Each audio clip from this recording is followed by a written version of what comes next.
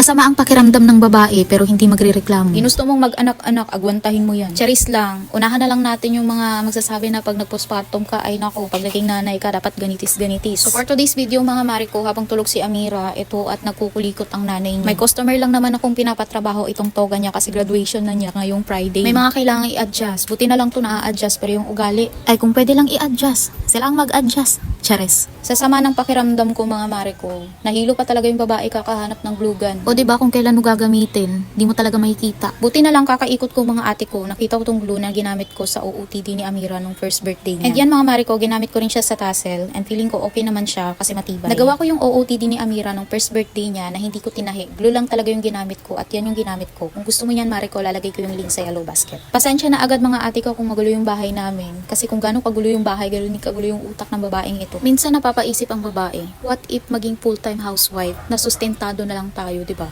Pero hindi eh. Alam mo yun, parang nasa ugat mo na talaga yung kailangan hahanap ka rin ng sarili mong racket. Kaya hindi rin may iwasan minsan na may mga mapapabayaan ka gaya ng house organization, ganyan. Pero syempre, iba-iba naman kasi tayo. Ano ba? Bakit kailangan magpaliwanag? At dahil parang nasanay na ako sa buhay ko na lagi akong nagmamadali, ayan, nakalimutan ko, hindi pa pala nakaset up yung ano niyan. Body for the setup na muna. Ganun talaga mga Mariko, pag naging nanay ka, dapat lagi kang nagmamadali. Kasi pag nagising yung bata, tapos hindi mo natapos yung mga gawain mo, ay naku, aabutin pa talaga yan ng ilang oras bago mo ulit matapos. Legit talaga mga ate ko, pag naging nanay ka, magiging iba yung galawan mo, magiging iba yung mindset mo, magiging iba yung focus mo. As a retired na people pleaser dati, nung wala pa akong anak, na-realize ko, ngayong may anak ako, best medicine talaga siya. Kasi nawala talaga yung, alam mo yun, pagka people pleaser mo, pagka bida-bida mo, kasi yung focus mo nasa anak na lang, ganun. Ang gaan lang sa feeling na wala ka ng paki sa mga bagay-bagay. Hanapin mo yung paki ko. Charis. So ayan na nga, nagising na nga ang batang maliit at si daddy na yung pinatapos kong mag-steam. O diba? Sana all.